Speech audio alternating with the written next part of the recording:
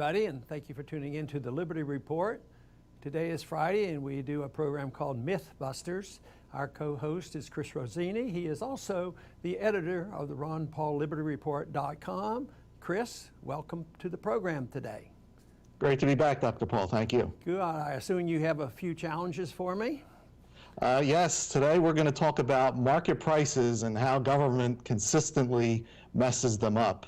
Now, before we begin, I'll just talk about market prices. Prices are the lifeblood of the market economy.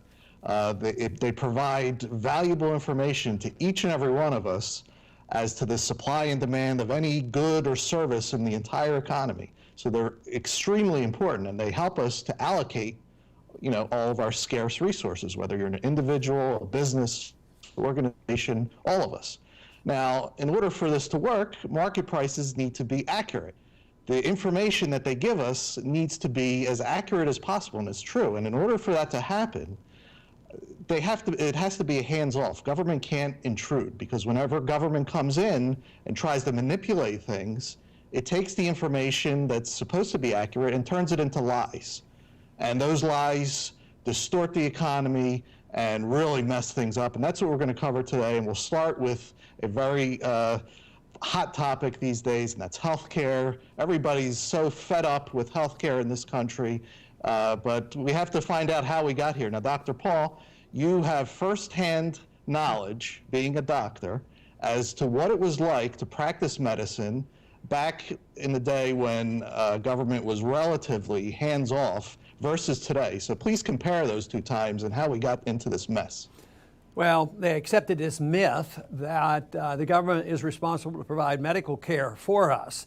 And this has come about because medical care is very important.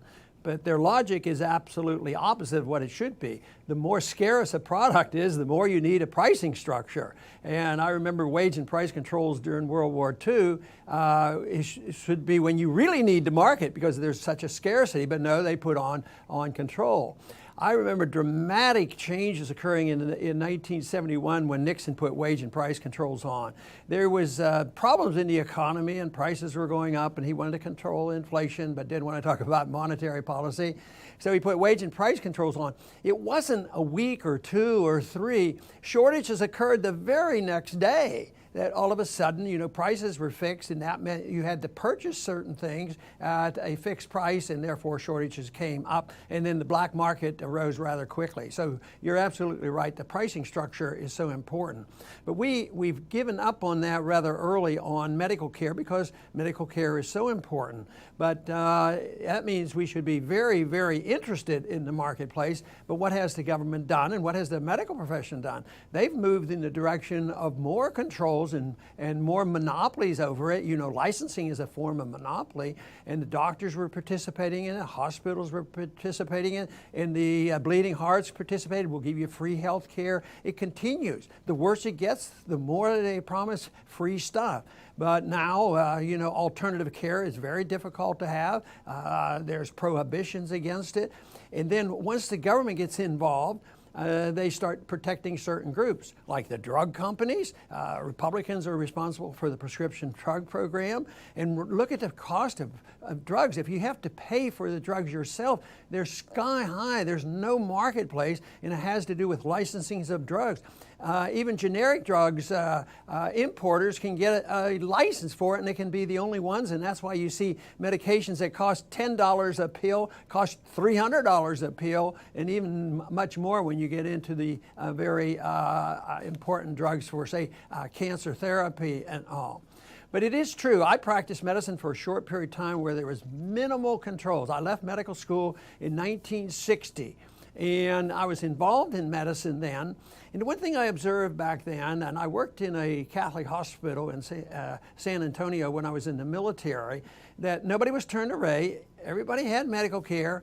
and they were either not charged or the very lowest. As soon as government came in or third-party payment came in, you divorce yourself from the patient. You don't look the patient in the eye and say, this is what it's going to cost. You send the bill to third party, and it's always the maximum because they might not pay it, and so you pad the bill, and hospitals have done that. So it completely distorts the marketplace. And of course, with that, you end up with a lot of shortages. The extreme of socialism, there's always a shortage of care. But we never had true free markets. They were relatively free in the 50s and the 60s. I remember my dad telling me that when I was born in 1935, he sent me the bill and it was $36 for the whole delivery. And that was the price of an ounce of gold. Today, it would probably take you 10 ounces of gold when you go into a big hospital and have hospital bills and doctor's bills and all that. So there's been tremendous inflation. The other thing that happens is once you divorce the interfere with the doctor-patient relationship, the prices do go up. We all know that, but the quality of care goes down, and that is what we've seen. But then to fix the problems, you always introduce more people come in. Well, we got to get the prices down, so they start regulating prices and they interfering. But it turns out that the drug companies get to write the regulations, on the drugs. So it's absolutely impossible for a system to work like that, and we're moving in the wrong direction.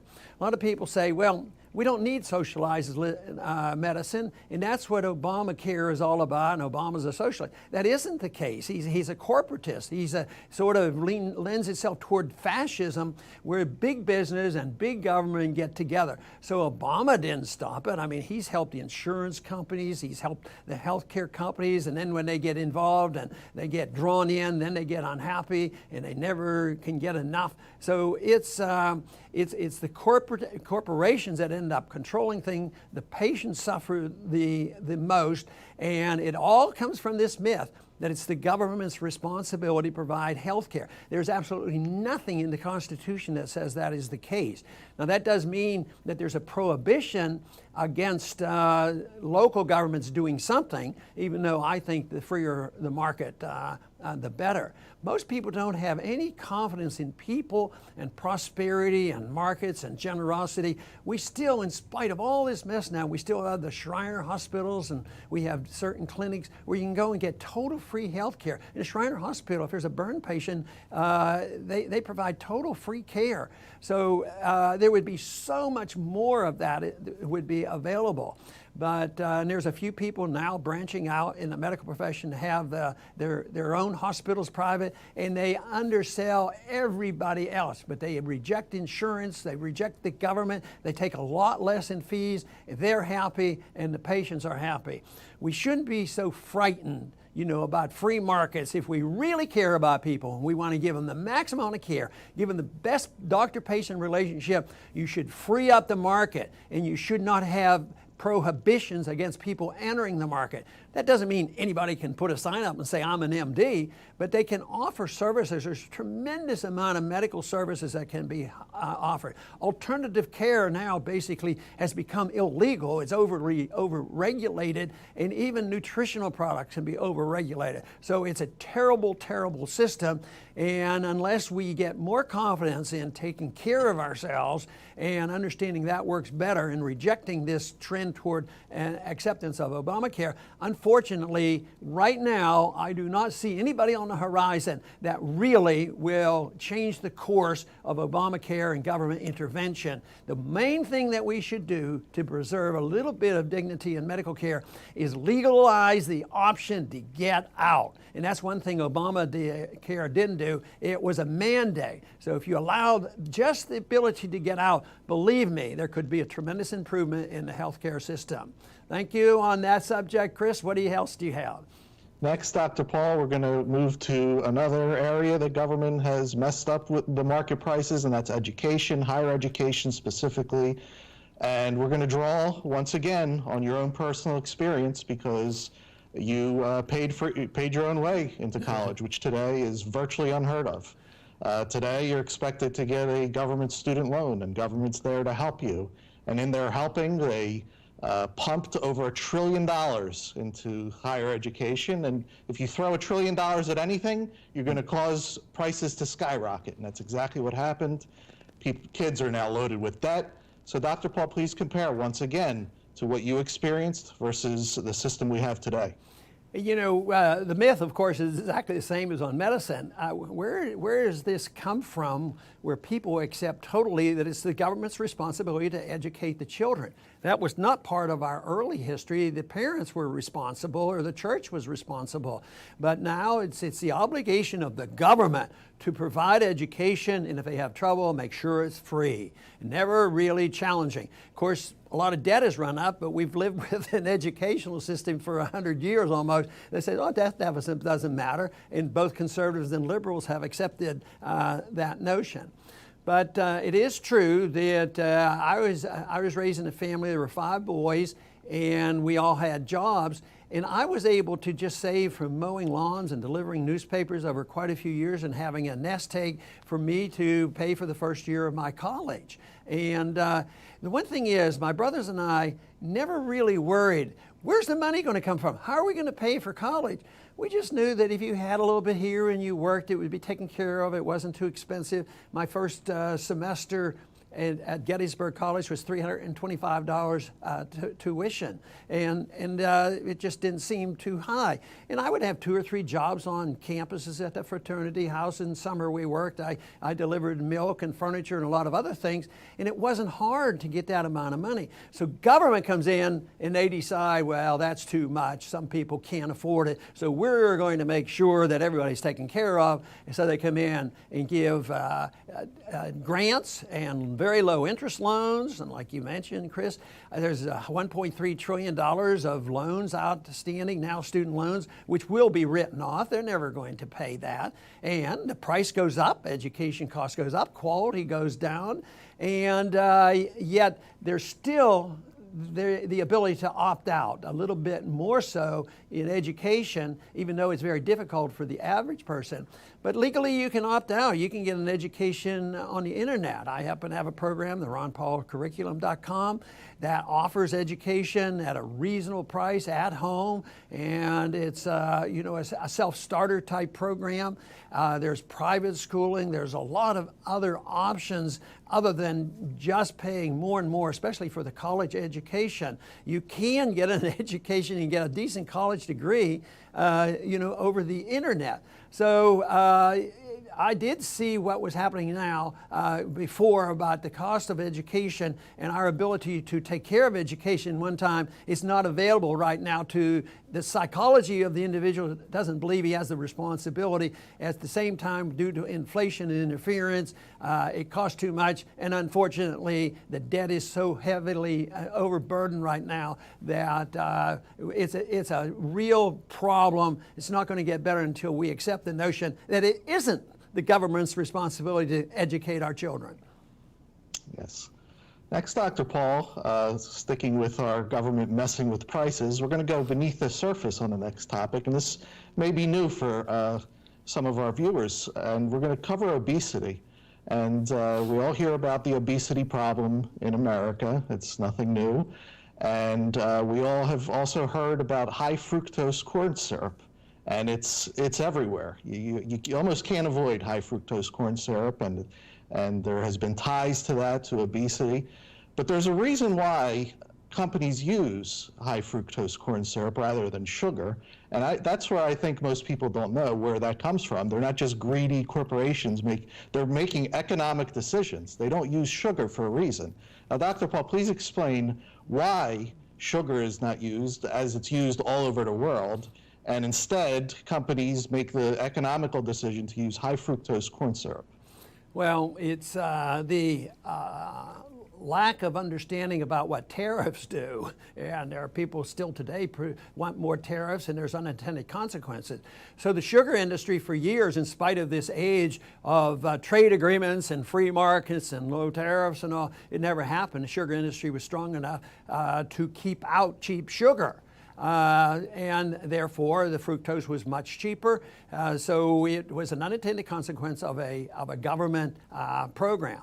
But the principle here is, the unintended consequences, but it's also the myth is that the government has some responsibility of what we put into our bodies. And I think that's a terrible assumption because it leads to the erroneous drug war, which makes no sense whatsoever, nutritional products, and then you have the First Lady telling us what to eat, and you have mayors of New York City telling you how big of a drink you should have, and all so-called well-intended pointing out these things. But where did the government get this authority? They don't have this authority to tell people what to do. The best way to undermine this myth is that most people know that the government shouldn't be interfering in our intellectual pursuits. They're not allowed to come in and regulate the books we read, even though with political correctness they're trying to. But no, most people would say no, they cannot interfere with an intellectual pursuits. They can't undermine and interfere with our spiritual lives. And that's a pretty important thing. And just think of all the good and all the bad that comes from the reading of philosophies, bad philosophies, and all the bad things that come from sometimes out of religion. But government keeps their hand on. But when it comes to our bodies, the myth is that the only thing we have is the government to protect us and tell us what to do, whether it's doing bad things or how we should instruct people on nutritional things. And sometimes there are events that just backfire and interfere. But once again, it's a pricing matter that nobody paid any attention to, and I guess the corn people didn't mind doing this. They didn't complain about putting corn into our gasoline tank, and then they put this in everything, and it turns out it's a disaster. So now we have government programs that have to take care of people who are overweight, and they get sick from this, and then they never come along and say, well, why don't we just free up the marketplace and maybe it'll take care of itself. No, they say, no, the government has to do this and they have to dictate to it. And one thing I know with certainty is because people get overweight and get out of shape, they get their blood cholesterol and other things out of whack, and then there's a big promotion that the treatment for it is not diet and getting the government out of our way. It's a combination of the FDA and the drug companies pumping in more drugs to control these things that have been made abnormal through the interference of the government. So just as so many other things, the less government, the better. And certainly that would be the case when it comes to tariffs and sugars and fructose. Yes, and finally, Dr. Paul, we saved the best for last, and that is the king of all price fixers, the institution that pretty much enables government to do the bad things that we talk about today, plus much more that we don't have time to cover, and that's the Federal Reserve, and it messes with the money supply and interest rates. And just yesterday, I read on CNBC a quote from, or they were talking about the St. Louis Fed chairman, James Bullard, and they said that he's undecided on the right path for interest rates. Now, Dr. Paul, please sum up this show with addressing this humongous error. Well, this is tremendous news because the Federal Reserve is starting to recognize something they should have recognized 100 years ago. They have no idea what the interest rate should be, and it's only going to cause trouble if they do get involved. But they've done this more so in the last 30 or 40 years. But he's admitting the truth, and maybe it will lead to some wisdom, because one of the most important things, if we could only alter one price in this country today to help the economy and help deal with the business cycle, it would be to put a prohibition on the Federal Reserve that they cannot manipulate interest rates, and they cannot do that by manipulating the money supply. Of course, this would put them into hysterics over what would the Fed have to do if they can't pretend they know what the interest rate should be. But the price of money, the interest that they pay, is crucial, because if the price is lower, interest rates lower than the market, people make mistakes. Business people make mistakes. Savers make mistakes. Then there's overcapacity, overinvestment, and malinvestment. And this is what happens till finally they distort the economy so badly, and they won't allow the correction to occur, that all they can do is talk about how low can we make interest rate. When it gets down to zero, they can't lower them anymore, and that's why we're facing this major crisis. often dreamed of the day that somebody in the media, either when I was campaigning or even now, get on a business station and say, why do you talk about interest rates so much? Why is that so important? In a campaign, they would never ask that. They would ask political questions about, trying to develop, conflicts with individuals. But they never say, why is it so important about the interest rate? Well, it has something to do with the business cycle, and the business cycle has to do with recessions and inflation. And all these problems come from the fact of this total myth that there's somebody somewhere that's smart enough to know what the interest rate should be. The interest rate is set by the market, by millions and millions of people, if not billions of people, deciding what to do. And the real evil of this are the people who suffer from it. And the consequences are so harmful to the people they pretend they want to help. And that is to the middle class and the poor, the people who want to save. And on several occasions with different Federal Reserve Board chairmen, I've asked him, why do you do this? This hurts savers. This hurts the retired people. They can't earn anything. They want to take care of themselves. They don't want to go on the dole. And they can't earn any interest, and they just consume their wealth. And they admit it, and they say that's the case, but that's the price you have to pay. So they acknowledge it, but the greater good is to make sure that the markets are taken care of. But what they're saying, the greater good is served by making sure the stock market keeps going up. But that'll finally end, and everybody's going to suffer. But the other thing that it does is when there's all this borrowing, it allows borrowing and delay as long as this system holds together, but somebody else pays at a later date, as we are now. The recession now and the students and the unemployment now is due to the inflation, the artificial interest rates that's been going on for 10, 15, 20 years. So we're at a crossroads right now. They can't continue to do what they're doing now.